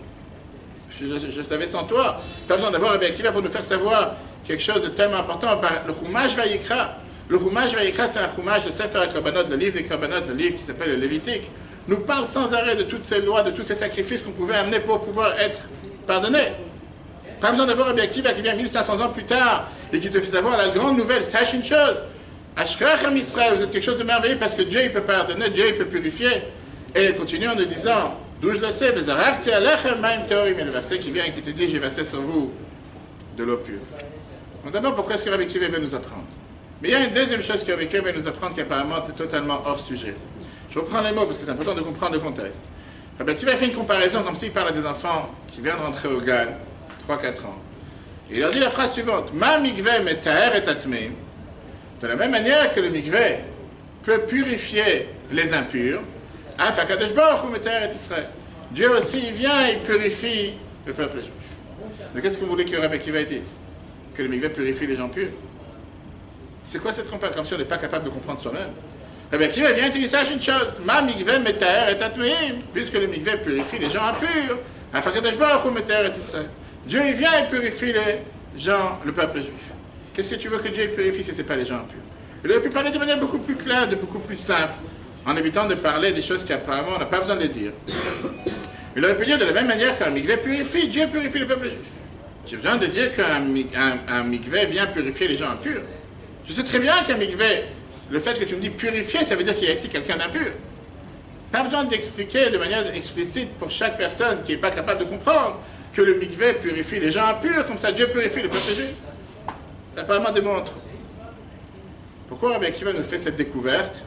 Et pourquoi Rabbi Akiva vient nous dire que de la même manière que le mikveh rend pur les impurs, pareil, Dieu rend pur le peuple juif. Qu'est-ce qui se cache derrière? Réponse? Allez-y. Et pourquoi ceux qui sont sadiques, ils vont dans le mikveh? Très bonne question. Qui a dit que le mikveh c'est fait pour ceux qui ne sont pas tzadiques? Le mikveh c'est fait pour tout le peuple juif. Pourquoi c'est pas fait seulement pour les gens qui sont... Moi, dans ma tête, je me dis c'est les gens religieux plus qui vont dans ce genre. Ils ont beaucoup plus à se reprocher. Je dis pas que je dois pas y aller, mais bon. Hein. Il ne faut pas regarder ce qui se cache derrière la barbe et le chapeau. Vous allez voir l'histoire à la fin. Si vous serez encore réveillé, il y a plus des fois des gens qui s'endorment déjà. Comme je disais tout à l'heure, il y a exactement 49 ans, c'était le site Ishri, il leur avait donné une merveilleuse explication, mais pas seulement une explication. Donc, je dis, c'est vraiment une révolution qui est gigantesque pour comprendre quel est le niveau de la tchouva. Il y a différents types d'impureté. On va prendre aujourd'hui une loi sur les lois d'impureté. Et il y a différentes méthodes de se purifier par rapport à une différente impureté. On ne va pas avoir aujourd'hui des centaines de lois, il n'y a pas le temps. On va prendre 2 exemples. Si quelqu'un, au temps du temple, non, on n'est pas en 2019, on n'est pas en 1779, au temps du temple, si quelqu'un il avait touché, par exemple, un rongeur mort, reste tous les jours sur la route, en tout cas en Seine-et-Marne, chaque fois on a la chance d'avoir des sangliers, on va savoir quoi d'autre qui sont en train de traverser les routes, je ne sais pas si ça se passe ici en Israël. Et on marche des fois sur un rongeur, quelqu'un qui a touché un rongeur mort, au temps du temple, il devenait impur pour un jour, et il pouvait se purifier en se trempant dans un mikveh le soir. Même il était pur. Le fait qu'il était en contact avec le corps d'un rongeur est devenu impur. Très bien. De l'autre côté, si quelqu'un il a touché le corps d'un humain sans vie, il devenait impur pendant une semaine, et il avait un processus beaucoup plus long de pouvoir se purifier, parce qu'il allait après dans le mikvé, et après ça on devait jeter sur lui, asperger sur lui les sangs de la vache rousse, et comme ça il devait se purifier. Donc encore une fois, deux différents niveaux, on peut rentrer dans les centaines de détails, deux exemples simples. Un rongeur mort, c'était le jour même il était impur et se trompait au mikvé le soir. Un corps d'un être humain, il était impur 7 jours, après de se tromper au mikvé, il devait recevoir les sangs de la vache rousse pour se rendre impur. Mais moi je pose la question suivante. Imaginons quelqu'un qui est devenu impur de deux manières, ensemble. Comment ça? D'abord il a touché un rongeur mort, et après ça il a touché aussi une personne, le corps d'un humain qui est décédé. Donc, combien de fois il est impur? Combien de temps dure son impureté? Vous dites deux fois, il dit une fois. Expliquez-moi, vous, pourquoi vous dites une fois? Parce que la période la plus... Donc disons, aujourd'hui on est lundi aujourd'hui. Aujourd'hui il a touché un rongeur et il a touché aussi le corps d'un humain qui est décédé. Donc Combien il va de être impur 8 jours, de toute façon. 8 jours. 8 jours, parce qu'il a touché... Attendez, pourquoi vous 7 dites... jours, enfin. Pourquoi vous dites, d'accord, 7 jours, et... 7 jours. Et dans lesquels il y a le premier jour, ça inclut, ça inclut le premier. C'est pas juste, il a fait 2 erreurs. Il a fait 2 erreurs, il doit compter 7 et 1. Alors Très bien. Je pose une question, vous avez un permis de conduire? Oui, vous n'êtes pas obligé, je ne peux pas la police, mais si vous n'avez pas, c'est pas grave. Vous avez un permis de conduire. Vous êtes parti tout à l'heure, vous êtes arrivé, si vous voulez arriver absolument à l'heure, parce que vous savez que chez les Israéliens, 19h30 c'est l'heure, et vous avez pris un stop et un feu rouge. Oui. Le policier vous a arrêté sur le coin, il vous dit, puisque vous avez fait 2 erreurs, je vous mets une amende. Oui, mais ça ne marche pas comme ça. Pourquoi ça ne marche pas comme ça? Parce que je vais faire un plein des souvenirs. Allez-y. Il y a 13 façons enfin, d'expliquer la Torah et je crois qu'on déduit du plus grand qui inclut le plus petit. Ou... Donc je vous dis, vous avez pris un feu rouge, vous avez pris un stop. Pourquoi vous devez recevoir 2 amendes? C'est 2 infractions. 2 infractions de punition. Oui, ou non? Mais si je brûle le feu rouge en même temps que le stop. C'est dur d'avoir le stop et le feu rouge à la même instant. Il faut vraiment le faire, je crois.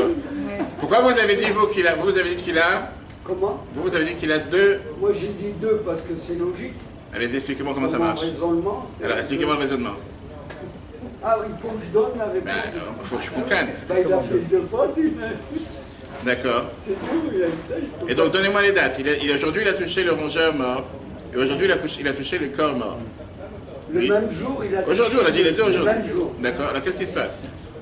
Qu'est-ce qui se passerait dans ce cas-là? Ben, moi, je dis que, je sais pas, il ferait... S'il y a 8 jours pour une faute, eh ben, il fera 8 jours pour 2 fautes. D'accord. Donc, 7 jours et 1 jour, c'est ce que vous dites. Ouais. Façon claire. Il a touché le rongeur aujourd'hui, et il a touché le corps mort, on est lundi. On a dit tout à l'heure que pour un rongeur mort, il doit se tremper au mikvé le soir même. Et que pour le corps mort, c'est encore 7 jours. D'après vous, quand est-ce qu'il se trempe au mikvé pour le rongeur? Donc, un jour, le premier jour. Ce soir, lundi soir. Voilà. Et après 7 jours pour... Très bien. Pourquoi ça sert de se tremper au mikvé ce soir si de toute façon il a fait encore 7 jours d'impureté? À quoi sert de se tremper au mikvé ce soir pour le rongeur? De se rendre pur de cette impureté si de toutes les façons il est encore impur pendant 7 jours par rapport au corps. Ce serait plus logique ce que le rabbin devant vous dit. En 2 mots, logique aurait été de dire tu dois attendre 7 jours peut-être de se tremper au mikvé pour le corps mort. Personne. Et si d'après vous il doit avoir 2 punitions, alors il va attendre encore un jour, se tromper encore au mikvé un autre jour. Mais quel est le but de dire non, puisqu'il a touché le rongeur aujourd'hui, il doit se tremper au mikvé ce soir alors qu'il est encore dans cette impureté? Oui? Non, moi c'est ça la halakha. La halakha nous dit, je vais lire le texte, que si il a touché le rongeur aujourd'hui et après il a touché ce corps mort, la halakha te dit que le mikvé, il doit se tremper aujourd'hui pour enlever cette impureté moins importante qui était l'impureté du rongeur, et il reste impur puisqu'il est encore impur par rapport au corps, et il continuera à se tremper au mikvé dans 7 jours quand il finira avec le corps. Mais aujourd'hui, il se trompe par rapport au rongeur. Et pourquoi que le rongeur, c'est moins long, c'est moins important? Alors, rappelle-moi à la fin, parce que si je commence à rentrer dans les détails, tout d'abord, je ne pense pas qu'on peut comparer un être humain à un rongeur. Non, d'accord. Mais je ne vous cache pas qu'il y a des êtres humains rongeurs, mais on ne parle pas les deux. Et c'est beaucoup plus un être humain, c'est un être humain. Et ça, c'est l'innovation. Et ça, c'est le sens profond de ce que Rabbi Akiva nous dit. Ma mikveh meter et atmim. De la même manière qu'un mikveh purifie les gens qui, après le mikveh, continueront à rester impurs. Af HaKadosh Baruch Hu meter et Israël. La même raison, de même manière, Dieu, il vient pour purifier le peuple juif. Qui veut dire, Rabbi Akiva a été dit ici, aucun d'entre nous est prêt aujourd'hui à dire, prendre sur lui, faire une signature devant deux témoins, je ne fais plus aucune erreur l'année prochaine. Oui, c'est ce qu'on espère tous, on le veut tous. Mais nous sommes humains. Dieu n'attend pas de nous d'être parfaits. Je parle pour moi, je suis loin d'être parfait. Et on fait tous des erreurs tous les jours. Le fait que nous sommes humains, et en plus, si on est marié, on est garanti de faire des erreurs tous les jours. Et alors, bien la Torah te dit, sache une chose. Même si je fais tchouva et je demande à Dieu de pardonner pour mes erreurs cette année, c'est pas pour autant que je suis sûr que l'année prochaine, je ne vais pas tomber encore une fois. Parce que par la définition, le fait que nous sommes humains, automatiquement, on risque de tomber. Alors, quelqu'un aurait pu dire, puisque de toute façon, je fais des erreurs, et puisque de toute façon, je suis voué à faire des erreurs, le fait que je suis un être humain, quel est le but de faire tchouva et quel est le but de commencer à faire des slichot et demander à Dieu pardon pendant le mois de mai? Ça ne sert à rien, puisque je continue à rester impur. Quel est le but d'aller au mikveh ce soir pour le rongeur que j'ai touché? Alors que de toute façon, j'ai encore 7 jours d'impureté par rapport au corps que j'ai touché. Ça ne sert absolument à rien. Se purifier en restant impur ne sert à rien. Et puisque je sais très bien que je ne pourrai jamais devenir pur, autant rester impur. Viens, Rabbi Akiva a été dit, ma mikveh metaher et atmeim, de la même manière que le mikveh rend pur les impurs, qui veut dire ceux qui restent impurs après être devenus purs. Et même s'ils restent encore impurs, le mikveh les a rendus purs. Pareil, le peuple juif. Avant de passer à l'histoire, et comment on a mis ça dans le texte, imaginez-nous un instant, une histoire qui peut se passer tous les jours. Il y a quelqu'un qui vous doit 50 000 shekels. 50 000 euros, 50 000 $, peu importe, il vous doit. Mais il n'a aucune intention de vous le rendre. Comme ça. J'ai plus d'argent, il a fait ce qu'on appelle une liquidation judiciaire. C'est pas qu'il dit qu'il ne vous doit pas l'argent. J'ai pas l'argent. Je suis d'accord, je t'ai pris un prêt une fois, j'ai reçu ce prêt. Aujourd'hui, j'ai pas l'argent, je ne peux pas te le rendre. Qu'est-ce que tu veux de moi? J'ai pas comment te le rendre. Une personne va le voir, celui à qui il doit l'argent. Il lui dit, c'est pas possible, tu me dois l'argent. Tu es d'accord, tu me dois l'argent. Rends-moi l'argent, il fait, je ne sais pas, on te rend l'argent. Un matin, cette personne arrive, ou parce que c'est la veille de Kippour, ou parce que va savoir qu'est-ce qui lui est arrivé sur la tête. Il tape à la porte et dit, écoute, j'ai ici 5 000 shekels à te donner. Tu veux ou tu veux pas? Je dois 50, je suis d'accord. J'ai 5 000. Tu prends ou tu prends pas? Qu'est-ce que chacun ferait ici? Personne normalement va dire 5 000, tu te moques de moi. Ça fait 10 ans que je t'attends, tu me dois 50 000, tu vas maintenant me donner 5 000. C'est une insulte. Qu'est-ce que je fais avec tes 5 000? Tu me dois 50 000, qu'est-ce que tu me donnes 5 000? Paye ce que tu me dois, après on discute. Qu'est-ce que tu crois? Tu penses me racheter avec tes 5 000 parce que tu as 5 000 à me rendre? Paye tout ce que tu me dois. Personne normale va être tellement énervé qu'il va lui jeter les 5 000 à la figure. Je présente ton âge, c'est comme si tu es en train de m'insulter. Tu sais combien tu me dois. Tu sais combien tu me dois, tu ne veux même pas payer. Maintenant, je te demande, finalement, la veille des Kippour, tu veux soi-disant faire tchouva, et tu viens, tu me donnes 5 000 sur 50 000, j'ai pas besoin de tes 5 000. Ou paye ce que tu dois payer, sinon... Ça, c'est comment une personne aurait réagi. Si vous voulez une anecdote, parce que les gens, ils sont déjà... Je dis, où c'est la chaleur, où c'est la clim. Il y avait une fois quelqu'un qui était le plus grand radin de la ville. Il s'appelait David. Il arrivait aussi à la 120 ans, il a fini sa mission sur Terre. Et quand il commence à regarder son dossier, il voit que c'est quelqu'un qui n'a jamais donné rien en tzedaka, en charité toute sa vie. Il n'a jamais rien donné. C'était quelqu'un qui gardait tout pour lui, qui n'a jamais donné un centime. Il n'a jamais partagé quoi que ce soit à qui que ce soit. Le tribunal céleste a décidé, il va directement à l'enfer. Je ne sais pas de quoi. Qu'est-ce qu'on va faire avec quelqu'un? On peut rien il est insolvable. On ne peut rien faire pour lui. Ce malheureux, il avait dit, je ne suis pas d'accord, il fait, c'est pas vrai. Parce qu'une fois dans ma vie, j'ai donné 5 centimes à une personne qui était dans la rue. Et il faisait froid. Et cette personne, c'était le 26 janvier 1978. Cette personne, je me rappelle comme aujourd'hui, il a tapé à ma fenêtre. Et j'avais pitié sur elle. Il raconte. Il fait, je ne pouvais pas me retenir, j'avais 5 centimes. Moi, j'ai donné les 5 centimes. Comment vous pouvez dire que je n'ai jamais donné de zakat? Bien sûr, j'ai donné de zakat. Et je me rappelle, ça m'a marqué. Mais au moins, je l'ai fait. C'est quelque chose qui est gravé dans ma mémoire, c'est pas quelque chose qu'on peut oublier. Il commence à chercher dans l'ordinateur. On va savoir aujourd'hui, les programmes qu'on a aujourd'hui ne marchaient pas il y a 20 ans, 30 ans. Et essaie de trouver le dossier dans les archives. Est-ce que c'est vrai qu'on peut lui trouver quelque chose que cette personne a fait de correct ou pas? Et il se rend compte que c'est vrai. Le 26 janvier 78, la personne s'est arrêtée à un feu rouge. Il a donné 5 cm à quelqu'un. Qu'est-ce qu'on fasse? On ne peut pas le jeter. L'ange qui est le procureur dans le tribunal céleste, il demande à ceux qui sont autour, est-ce que quelqu'un il a 5 centimes? Ici. Rendez-lui ces 5 centimes, comme ça on peut finir avec. Mais Rabbi Akiva vient et nous dit que ça c'est ce qu'on aurait pu penser. Et ça c'est la manière comment Dieu agit avec nous chaque année. Parce que d'une manière ou d'une autre, on a tous ces remords, on a tous ces regrets. Et chacun à l'intérieur de soi-même, on se dit que même si on prend sur soi des bonnes résolutions, même si on veut faire tchouva, et on sait très bien le mois de Loul, tout le monde est remué, tout le monde se dit on va prendre cette année, on va changer, on va plus crier sur notre femme, sur nos enfants, on va plus se lever en retard le matin pour la prière, on va venir à un cours de Torah toutes les semaines. On prend tellement de bonnes résolutions, et le lendemain de Kippour, on est exactement les mêmes. Je parle pour moi. Oui, on prend, c'est pas forcément, on voit cette année par rapport à l'année dernière, on n'a pas forcément changé. Et donc, on demande à Dieu, tu sais quoi, une faute j'ai fait cette année, pardonne-moi cette faute. Je sais que tu ne vas pas pardonner pour tout, je ne pourrais pas tout changer, j'aurai mes habitudes, je suis qui je suis, j'ai des difficultés à changer, c'est pas du jour au lendemain que je vais changer, voilà comment je suis, tu m'as créé, tu sais qui je suis. Mais seulement de moi ne pardonner sur une seule faute, fais quelque chose. Et on peut s'imaginer qu'une telle forme de tchouva, ça vaut absolument rien. Si quelqu'un qui fume 10 cigarettes par jour et qui décide d'en fumer 9, on dit tu te moques du monde. Si quelqu'un prend plusieurs joints par jour, je ne parle pas du public présent, et qui dit qu'il arrête d'en prendre, on dit ça arrête du monde. Pour quelqu'un qui fait un régime, on lui dit ne mange pas de gâteau. Entre rien manger, entre dire mange 9 gâteaux, lui il dit ça sert à rien. On aurait pu penser qu'on est en train de perdre notre temps. Rabbi Akiva été dit, sache une chose, mikveh metaher et tatmeim. Le mikveh va rendre pur ce qu'après le mikveh continue à rester impur. Et ce n'est pas pour autant que le mikveh ne les rend pas purs. Qui veut dire, même si le mikveh a pu enlever 1%, une erreur de la personne, ça vaut énormément. Pourquoi? Parce que mimetaher et trève. On n'est pas là devant un tribunal, je sais pas, un bête mishpat hachalom ou bagatz qui va venir et qui te dit non, tu as fait une erreur comme dans l'histoire du stop et du feu rouge. Irréparable. Avichem shel hashamayim, c'est votre Père qui est dans le ciel. Ça, c'est ce que Rabbi Akiva renouvelle. Rabbi Akiva nous dit que notre Père dans le ciel, et comme on le dit dans la prière, tout Rosh Hashanah Kippour, Avinu Malkeinu, Avarachaman, Rachum Vechanoun, on parle d'un Père miséricorde. Ce n'est pas un tribunal avec quelqu'un qui attend quelle sentence il peut nous donner, combien d'années il va nous mettre en prison. On parle ici d'un Père qui a tellement pitié sur nous, qui a tellement du bon cœur, qui a tellement miséricorde, qui va tout faire pour qu'on s'en sorte. À partir du moment qu'on lui montre qu'on est capable, qu'on veut changer même une seule chose, bien sûr on ne va pas changer sur tout, je ne pas dit qu'il ne faut pas changer sur tout, allez vaille, on voudrait changer sur tout, mais la réalité elle est qu'on se connaît, on sait très bien comment parfois on ne réussit pas à changer sur tout.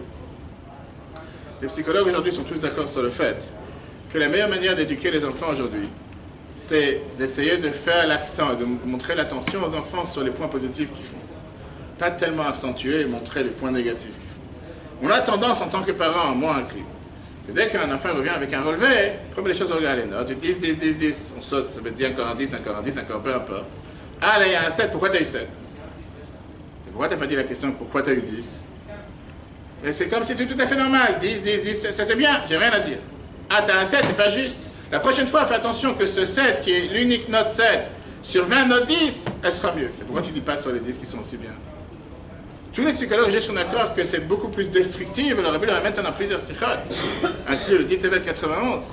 Comme quoi aujourd'hui, parler à un juif qui n'est pas du tout religieux ni pratiquant et lui faire peur avec la religion, c'est pas seulement contre-productif ou destructif, c'est sûr qu'il ne va rien faire. Par contre, en lui montrant comment Dieu il aime, et comment Dieu il est proche de lui, comment il y a toutes les erreurs qu'on puisse faire, Dieu nous aime. Mikveh metaher et tatmeim, le mikveh vient pour purifier ceux qui resteront impurs après. Néanmoins, ils sont purifiés. Rabbi Akiva, c'est la meilleure personne placée pour le dire. 40 ans, c'était un ignorant, c'était un analphabète, quelqu'un qui n'a jamais appris à lire. Alors oui, vous allez me dire qu'il avait le meilleur coup parce qu'il s'est séparé de sa femme pendant 24 ans. Et que comme ça, il était garanti d'avoir un shalom bayit. C'est vrai que c'est pas 24 ans, on peut discuter de battre sur ça, c'était 2 fois 12 ans. Mais il ne faut pas oublier qu'il est parti parce que sa femme l'a poussé à partir. Peut-être qu'elle s'est assurée que comme ça, elle allait être... On ne va pas rentrer dans l'histoire de Rabbi Akiva avec qui il s'est marié, que sa femme a perdu tout l'héritage que son père voulait lui donner, parce qu'elle est partie se marier avec quelqu'un qui n'avait absolument aucune connaissance, il ne savait même pas lire. Quel va savoir, si vous connaissez l'histoire. Mais le rabbi qui termine dans cette sikha, avant de passer à l'histoire, combien d'entre nous, on a peur de changer parce qu'on a peur de ne pas être à la hauteur? Combien d'entre nous, on a peur parfois de se dire, ça ne vaut même pas la peine de commencer à faire un changement parce que je ne vais pas réussir. Combien d'entre nous, des fois, on abandonne un rêve, on abandonne n'importe quel changement qu'on aurait pu faire dans n'importe quel domaine, et qu'on se dit, ça ne vaut pas la peine parce que je suis paralysé par le perfectionnisme. Le fait de vouloir tout changer, et je sais que je ne suis pas capable de le faire, vaut mieux ne jamais changer. Combien d'entre nous, on regarde parfois sur les choses en se disant, c'est un ou tout ou rien. Et à cause de ça, on n'est pas prêt à faire aucun changement. C'est ce que je n'arrête pas de dire aux gens, Betraval. La Torah n'est pas une Torah de tout ou rien. Dieu n'attend pas de nous d'être parfaits. Dieu ne nous demande à aucun d'entre nous de faire 613 commandements. Vous savez comment un rabbin peut dire une chose pareille? Je vous le répète. Aucun juif a le devoir de faire 613 commandements. Comment je vous le dis? Dans les 613 commandements, on a des commandements qui sont faits pour les Kohanim, pour les Lévi'im, pour les Israéliens, Shabbat, Yom Tov, hommes, femmes. Au moment où on parle ce soir, lundi soir à Netanya, si on est capable de faire 20 commandements, c'est je ne parle pas du fait qu'aujourd'hui qu'on n'a pas le temps, plus de 400 commandements, on ne peut pas faire même si on veut. J'ai dit, oui, on apprend les lois des sacrifices, c'est comme si. Je parle concrètement. Que quelqu'un vient et peut des fois paniquer du fait qu'il y a 613 commandements, il n'y a pas 613. Concrètement, Dieu n'attend pas de nous de faire les 613. Eh bien, qui vient et nous apprend ici une leçon énorme. Que Dieu, il accepte et il embrasse et il se réjouit. Et il est tellement heureux. Et il nous encourage avec n'importe quelle petite action de changement qu'on va faire. Une seule bonne action, une lumière, une bougie dans un monde noir fait une énorme différence. Avec qui vient nous dire, même si je regrette que dans la vie j'ai pu faire tellement d'erreurs, et que je sais qu'il y a des choses que je ne pourrai jamais réparer, je sais qu'il y a des choses que je ne pourrai jamais effacer, je sais qu'il y a des choses que je n'arrive pas à changer, prends une action. Fais un pas en avant. Ne jamais sous-estimer la valeur d'une mitzvah. Ne jamais sous-estimer la valeur d'une seule bonne action. Mais grâce à ça, tu es garanti d'avoir tout ce que tu as besoin pour la nouvelle année. Comme je dis, ça ne veut pas dire qu'il ne faut pas prendre plus. Bien sûr que quelqu'un qui veut, il peut prendre plus. Mais on se connaît, on attend des êtres humains, parfois on fait des erreurs. Ça, c'est l'enseignement majeur. À la fin, je vous dirai comment on a dit ça dans le texte. D'abord, une histoire. Une histoire que beaucoup se rappellent, et avec ça on va terminer, une histoire qui s'est passée à Simchat Torah 1984. C'était en 78, la synagogue du Rabbi. J'ai eu la chance, grâce à mes parents, d'être des dizaines et des dizaines de fois chez le Rabbi pour Tishri, centaines de fois passé devant le Rabbi. J'ai eu la chance de faire ma bar mitzvah à côté du Rabbi en 88, dans la maison du Rabbi. Et tout celui qui a fait les hakafot avec le Rabbi se rappelle comme quoi c'était, je ne sais pas, une salle qui fait peut-être 10 ou 20 fois cette salle. Celui qui a connu la synagogue du Rabbi, c'est un parcours avec des milliers et des milliers de personnes, parfois 6 000, parfois 8 000, parfois 10 000. Et quand on regarde la salle en temps normal, on se dit comment est-ce possible que tellement de gens sont entrés dans cette salle? C'est impossible, c'est quelque chose qui n'est pas normal. Mais c'est quelque chose qui s'est passé. Il y avait des pyramides, parce que le Vichoukou, mon ami, il a été aussi plusieurs fois, il se rappelle. C'est quelque chose qu'il fallait le vivre pour le voir. Pas une vidéo pour le montrer aujourd'hui, mais en tout cas, c'était le moment le plus joyeux de l'année. Et en règle générale, le Rabbi terminait le Fabring et la réunion chassidique de Simchat Torah, le deuxième soir, environ vers minuit, 11h30, minuit moins quart, minuit et quart. Nous, on avait l'habitude de revenir des autres synagogues, on allait réjouir les autres synagogues qui faisaient les hakafot rapidement. Et les hakafot chez le Rabbi commençaient à 1h du matin. C'était l'heure standard, l'heure normale. Environ, cette fois-là, il y avait environ 10 000 personnes qui étaient présentes. C'est une synagogue qu'en temps normal, il peut y avoir que 3 000 personnes qui sont présentes. La meilleure manière de pouvoir avoir une bonne place, c'était de tomber du toit. Il y avait beaucoup de gens, le toit il est très très grand, les gens s'attachaient avec des chaînes de poteaux, les gens ils montaient sur des cageurs, il fallait voir. Et celui qui voulait ça, les gens, en tant qu'enfant, je me rappelle, on faisait passer par sur la tête des gens pour arriver à la... Et pas où passer, et pas où mettre une aiguille, c'était vraiment serré. Et on voyait comment la vie était au centre, en train de danser sur la bima, au centre. Je me rappelle le chet à l'époque. Et quand la vie se tournait avec son Sefer Torah, tout ce côté que la vie dansait en face, tout le monde se levait, sautait en otage, c'était quelque chose qui était vraiment pas de ce monde, comme on dit. Mais non, en 84, Simchat Torah, un des invités parmi les milliers qui étaient présents, qui est venu voir la hakafot ce soir-là, c'était un juif qui avait 35 ans, qui venait de devenir l'ambassadeur d'Israël aux Nations Unies. Il était là-bas de 84 à 88. En tant qu'Israélien, il avait l'habitude de faire seulement un jour de fête. Comme Simchat Torah, c'est plus Yom Tov, donc il venait en voiture, 1h du matin, c'était plus Yom Tov. Il pouvait venir de Manhattan à Granite. Son nom, Binyamin Netanyahu. Le Rabbi l'accueille.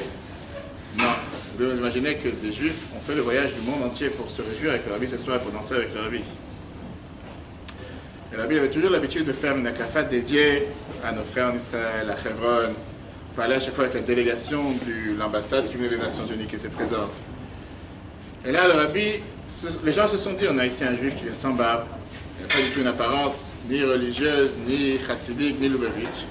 Le rabbi parle avec lui, pas 5 minutes, pas 10 minutes, pas 20 minutes, pas 30 minutes, 40 minutes que le rabbi parle avec lui pendant la akafat.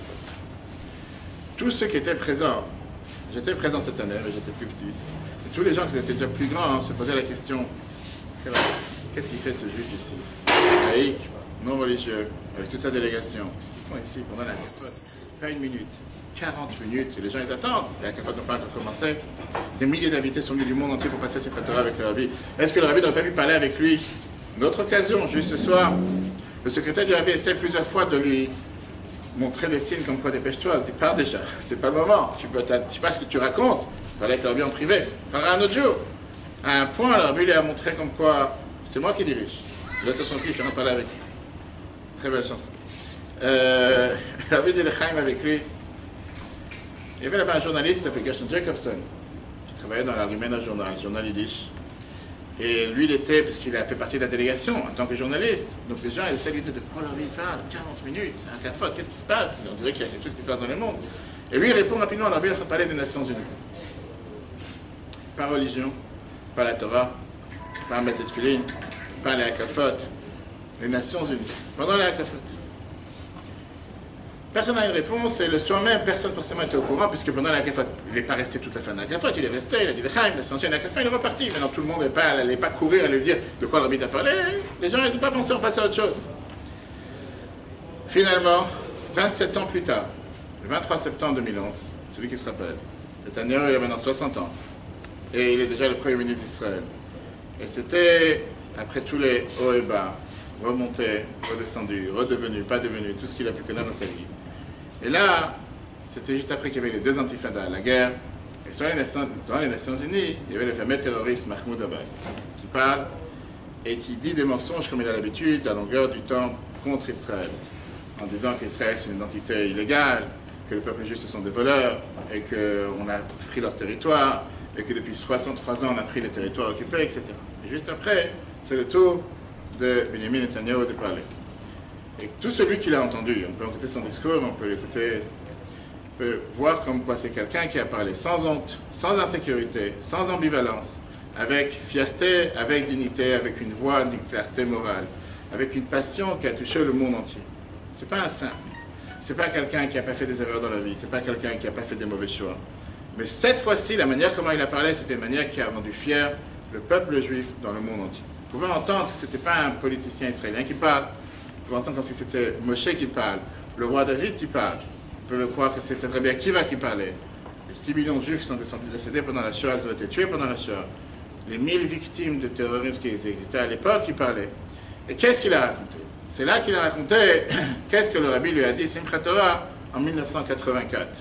Et il raconte comme quoi, j'étais jeune, j'étais un jeune ambassadeur de 35 ans à Rabbi Lubavitch, puisque je venais de devenir l'ambassadeur d'Israël aux Nations Unies. Il me dit, tu vas maintenant dans une maison pleine de mensonges.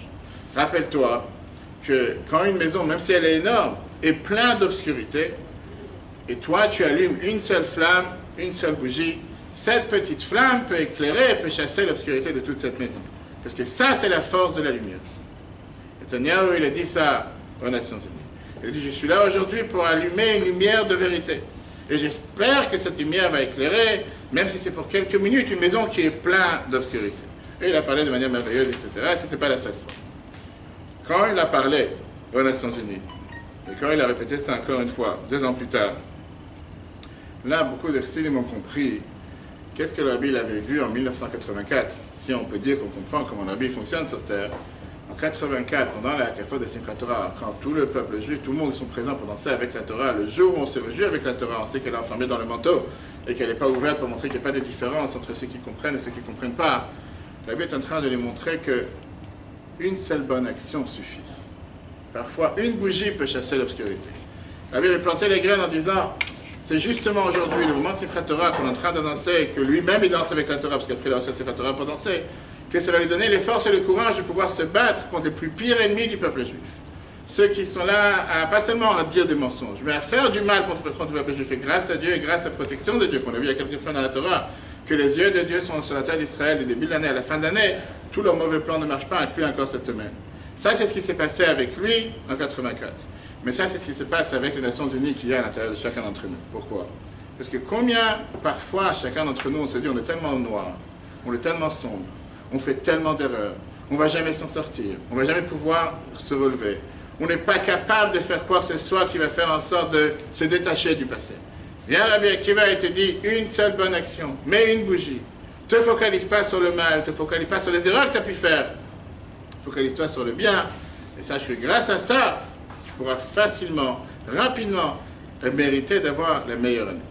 Si j'ai encore 5 minutes de votre temps, merveilleuse histoire pour terminer. À moins que vous voulez qu'on s'arrête. Non? Alors, on passe à l'histoire. Je vais vous lire les mots que le Rabbi dit. Ils sont en yiddish ici, mais je pense que ça s'écrit aussi traduit. C'est tellement riche. C'est vrai que le Rabbi a dit le site écrit 1970. Le Rabbi dit comme ça. Dans ces dérotes, ça c'est je dis directement en français. Ça c'est le merveilleux enseignement qu'on apprend des paroles de Rabbi Akiva. Je dis mot par mot. Ça c'est les sirotes que le Rabbi a corrigées. C'est que le Rabbi mettait des heures et des heures pour corriger un discours. Vient un juif vers Dieu et il demande, j'ai pas la force et j'ai pas le temps de faire un regret, de regretter sur tous mes péchés. J'ai seulement quelques minutes. Et donc j'essaie de regretter et de faire tchouva sur les péchés qui me dérangent le plus. Le reste laisse tomber, je sais que je ne vais pas changer. Je te le dis d'avance. Il peut penser que Dieu n'accepte pas sa tchouva. Viens Rabbi Akiva dit non. Ashrechem Israël, heureux êtes-vous le peuple juif. Parce que quand un juif, Dieu voit que ce juif, il vient avec une volonté, une seule minute de vouloir regretter de n'importe quel sujet, automatiquement Dieu le purifie. Et grâce à ça, Dieu il aide qu'une mitzvah entraîne une autre, et qui va s'acquitter, qui va se faire disparaître les autres péchés jusqu'à ce qu'il va faire, tu vois, il va devenir un endroit que même un tzaddik ne peut pas se tenir là. D'accord. Histoire. Très belle histoire, j'ai pris avec moi le texte parce que je voulais avoir les noms et les dates et les détails. C'est une histoire avec des Israéliens, il faut faire savoir quand on parle avec des Israéliens, il faut être très précis, parce qu'ils sont tout le temps très précis. Qui c'est qui lit ici les Yediot Acharonot? Toi? Les Yediot Acharonot, c'est les journaux les plus justes qui existent. Certains appellent le journal celui qui dirige le pays. Eliyahu Amikam, c'était un journaliste dans Yediot Acharonot. À part le fait que c'était l'attaché parlementaire du journal, il avait aussi ce qu'il avait l'habitude d'écrire dans le journal en général. C'est quelqu'un qui, à l'époque, était celui, de manière non formelle, celui qui écrivait aussi pour le camp de la droite. Et ce Amikam, il n'avait pas peur d'écrire dans ce journal qui n'est pas considéré un journal de droite, contre tous ceux qui parlent du mal d'Israël. C'était un de ceux, qu'on va dire, qui parlait haut et fort pour Eretz Israël, Hashlema, la terre d'Israël parfaite. Le Rabbi était très heureux et il y avait beaucoup d'échanges, beaucoup de réunions, beaucoup d'audiences privées entre les années 1958 et 1960. Il est venu voir le Rabbi pour une longue yechidut. Et à la fin, il y a une lettre que le Rabbi lui écrit en 1963 dans laquelle le Rabbi lui dit « J'ai une merveilleuse mémoire, je me rappelle énormément ce qu'on a parlé ensemble, ce qu'on a discuté ensemble, les problèmes importants, etc. » 8 ans plus tard, en été 1967, M. Amikam revient aux États-Unis. Et là, il est venu pour quelques mois. Il devait terminer de traduire des livres de judaïsme en anglais. Et de New York, M. Amikam il avait l'habitude à l'époque, je ne sais pas, s'il n'y avait pas l'Internet et quoi que ce soit, il envoyait ses différents éditoriaux en Israël pour le journal. Arrive la veille de Rosh Hashanah. Ce journaliste, Eliyahu Amikam, il s'est dit, il faut que je passe voir le Rabbi de Lubavitch. Je ne l'ai pas vu depuis quelques années, même si je suis à New York en train de travailler. À l'époque, il n'y avait pas encore le dollar du dimanche.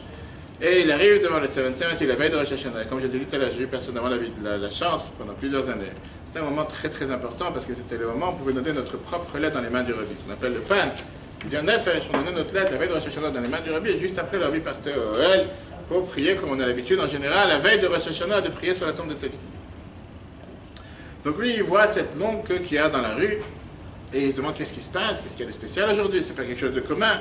Et le Seigneur lui dit que la veille de Rosh Hashanah, on a l'habitude d'écrire une lettre qui demande une bracha pour la nouvelle année. Donc M. Amikam, il rentre dans la ligne et il écrit quelques mots et il demande une bracha pour lui et pour sa famille. Alors, il demande quelles sont les coutumes, qu'est-ce qu'on a l'habitude de faire. Et un des chassidim qui est présent des disciples, il lui dit, écoute, la veille de Rosh Hashanah, c'est pas le moment de parler. La veille de Rosh Hashanah, si déjà à chaque fois qu'on passe devant le Rabbi, on parle en quelques secondes, la veille de Rosh Hashanah, c'est même pas une seconde. Parce qu'il n'y a pas le temps, il y a tellement de gens qui passent pour donner leur lettre au Rabbi. Rabbi, tu passes, tu donnes la lettre. Le Rabbi disait, elle avait l'habitude de souhaiter à chacun Shana Tova en tout cas, bonne et douce année, et avance. Lui, il passe. Je suis parti rapide. Je ne sais pas si vous vous rappelez, la dernière fois qu'il a vu le Rabbi, c'était quand? Bah oui, il y a 7 ans. Non, là, là maintenant, on est en 67, d'accord? C'était à 7 ans. Donc, ils ne se sont pas vus et pas discuté. Il passe devant le Rabbi en une demi-seconde. Et le Rabbi qui le regarde et il lui dit, Kach lo kotvim al Yehudi. C'est pas comme ça qu'on écrit sur un juif. Veille de Rosh Hashanah. Le Mikam était très étonné, mais il n'avait même pas le temps d'abord de réaliser qu'il était déjà dehors. Et il dit, je ne comprends pas. Il fait, la dernière fois qu'on s'est vu, c'était il y a plus de 7 ans. Le Rabbi a vu des centaines de milliers de personnes en 7 ans, des gens de tous bords, des gens qui... Comment il est capable, en un instant, en une seconde que je passe devant lui, de se rappeler qui je suis? Peut-être qu'il a parlé à quelqu'un d'autre, peut-être qu'il ne sait pas qui je suis. Et en un instant, il me dit une phrase, et c'était une réponse à un article que j'ai écrit. Quel article? Il y avait un juif qui s'appelait Meir Vilner, qui était un membre de Knesset pour les communistes et Hadash. Si vous recherchez après sur Wikipédia, sur Google, vous verrez que ce n'était pas nos meilleurs amis. Et dans sa plus petite histoire, à l'époque, et aujourd'hui malheureusement, on a toujours eu des gens qui étaient plus du côté gauche, mais il n'y a jamais eu quelqu'un qui était aussi gauchiste que M. Vilner. Pas seulement gauchiste, c'était quelqu'un qui avait cette idéologie marxiste de Lénine, que malgré tout ce qui s'est passé dans les derniers 20 ans, on est en 68, il tenait haut et fort à dire que le communisme, c'est lui qui va gagner, c'est lui le futur de l'humanité. Dans n'importe quel débat qu'il y avait à l'époque entre soi-disant le conflit qu'on appelle israélo-terroriste, M. Vilner était toujours du côté de nos ennemis et que rien sur Terre ne pouvait le faire changer. Et il écrivait haut et fort, etc.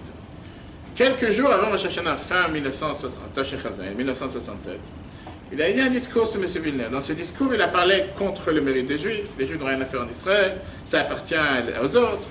C'est un membre de la Knesset.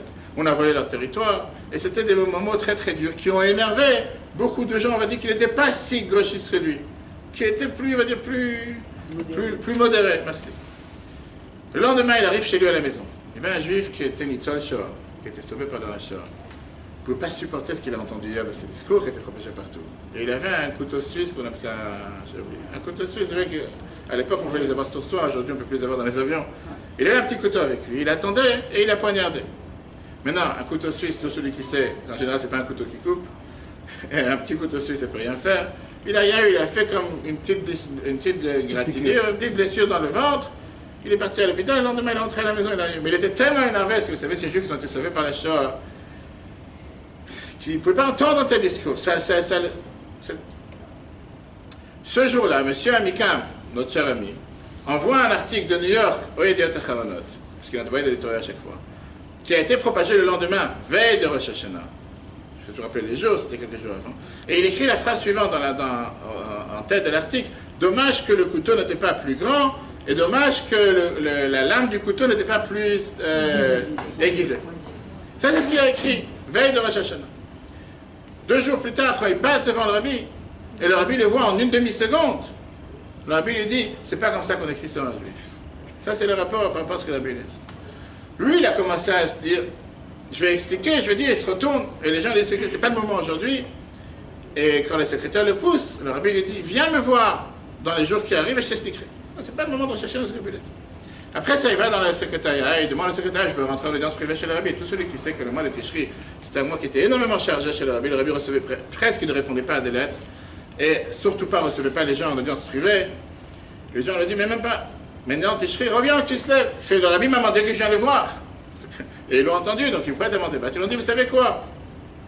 Il y a dans 3 jours, après Rosh Hashanah, à Lefabring, la réunion chassidique du site Tishri, pour l'anniversaire de la skir de la mère du Rabbi qu'on a parlé tout à l'heure, ce fameux discours. Peut-être que le Rabbi voulait que tu viennes à ce discours, et pendant que les gens disent le Chaim, tu pourras aborder ta prochaine du Rabbi. Donc il vient. Il arrive, pareil, des milliers de personnes qui sont présentes, et il ne sait pas où il va aller, tout le monde a sa place, les gens sont assis depuis quelques heures. Et en plus, il a ni barbe, ni chapeau, ni rien, c'est-à-dire qu'il ne fait pas partie du paysage. Mais néanmoins, après quelques minutes, il réussit à trouver une place en plein milieu dans le tas, entre des milliers de personnes assises. Il a trouvé, il s'est caché, il s'est dit, c'est quoi? Si ce Rabbi est capable de me détecter ici, laisse tomber. Je suis là parce que... Mais il est même pas, je ne pense même pas que je pouvais parler avec lui, je vais approcher de lui, etc. Et troisième discours, troisième sikha. Le Rabbi commence à rappeler la Gemara qui dit Rouim kol Israël yeshev besouka achat. Tout le peuple juif est apte à s'asseoir dans la même souka. Le Rabbi pose la question, mais il y a plusieurs types de juifs. Question qui est posée malheureusement aujourd'hui par certaines personnes.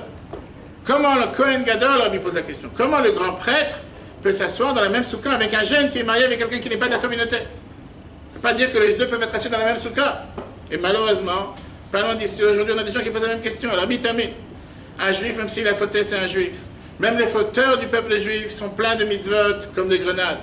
Parce que quand un juif il fait une mitzvah, ça remplit tout son être et toute son existence.